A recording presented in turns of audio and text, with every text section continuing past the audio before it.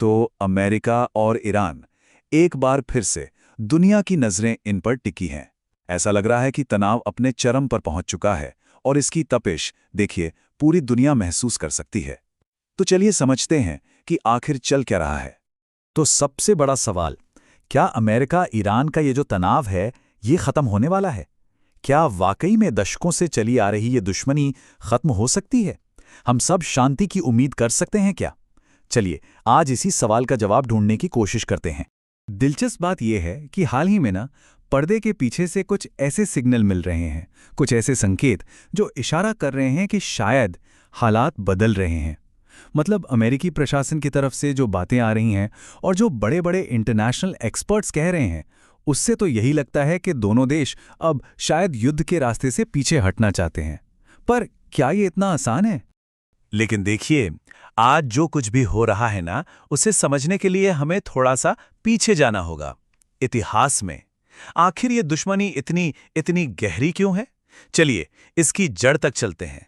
अब ये जो पूरा संघर्ष है ना, ये असल में 4 बड़ी वजहों पर खड़ा है। पहली वजह है दशकों पुरानी गहरी आपसी दुश्मनी।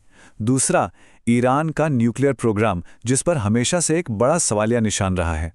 तीसरा, अमेरिका के वो कड़े आर्थिक प्रतिबंध जिन्होंने सच में ईरान की अर्थव्यवस्था की कमर तोड़ रखी है। और चौथा, मिडिल ईस्ट में अपना दबदबा बढ़ाने की होड़। ये चारों चीज़ें जब मिलती हैं ना, तो एक बहुत ही विस्फोटक मिक्सचर तैयार होता है।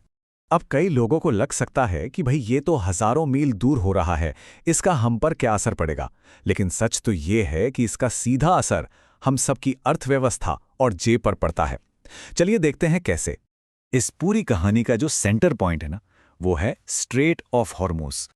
इसे आप दुनिया की एनर्जी सप्लाई की लाइफलाइन समझ लीजिए। अंदाजा लगाइए, दुनिया का करीब करीब 20% तेल सिर्फ इसी एक पतले से समुद्री रास्ते से गुजरता है। अब सोचिए, यहां अगर एक छोटी सी भी चिंगारी भड़की तो आग पूरी दुनिया में फैल सकती है। और ये चार्ट देखिए, ये सब कुछ साफ कर देता है। कनेक्शन एकदम सीधा है। जब भी अमेरिका और ईरान के बीच टेंशन बढ़ती है, तेल की कीमतें मानो रॉकेट बन जाती हैं, एकदम से ऊपर। और जैसे ही थोड़ी शांति की खबर आती है, कीमतें वापस नीचे आने लगती हैं। मतलब ये एक ऐसा खेल है जिसका सीधा असर पूरी दुनिया के बाजारों पर पड़ता है।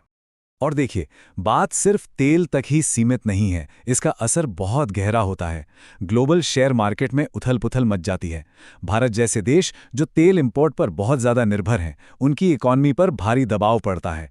जो समुद्री रास्ते हैं वो असुरक्षित हो जाते हैं, और तो और देशों के आपसी रिश्ते भी दांव पर लग जाते हैं। ये एक तरह की जियोपॉलिटिकल सुनामी है जो सबको अपनी चपेट में ले लेती है। तो आज हम एक ऐसे मोड़ पर आकर खड़े हो गए हैं, एक ऐसे चौराहे पर जहां से 2 रास्ते निकलते हैं।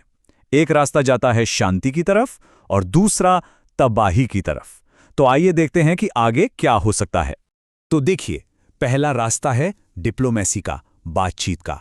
अगर ये रास्ता कामयाब होता है तो तनाव कम होगा, मिडिल ईस्ट में धीरे धीरे स्थिरता आएगी और दुनिया भर के बाजार एक राहत की सांस लेंगे। लेकिन दूसरा रास्ता है टकराव का। अगर इस रास्ते पर चलें तो एक छोटी सी भी गलतफहमी या एक छोटी सी चूक एक बड़े युद्ध की वजह बन सकती है। और अगर ऐसा हुआ तो पूरी दुनिया पर अनिश्चितता के बादल छा जाएंगे। जैसा कि कई पॉलिटिकल एनालिस्ट कहते भी हैं कि पूरी दुनिया इस वक्त सांस रोके हुए देख रही है कि क्या कूटनीति टकराव पर जीत हासिल कर पाएगी। ये वाकई एक ऐतिहासिक मोड़ है। तो अब आगे क्या होगा, ये सब कुछ इस बात पर टिका है कि बंद दरवाजों के पीछे क्या बातचीत चल रही है और दोनों ही पक्ष कितना पीछे हटने को तैयार हैं। ये सिचुएशन ना बहुत नाजुक है, बहुत ही ज्यादा। इसे बहुत ही सावधानी से संभालने की जरूरत है। तो आखिर में सवाल यही बचता है, क्या ये एक स्थायी शांति की शुरुआत है या फिर ये किसी बड़े तूफान के आने से पहले की खामोशी है? खैर, इसका जवाब तो आने वाला वक्त ही बताएगा। और तब तक पूरी दुनिया इंतजार कर रही है।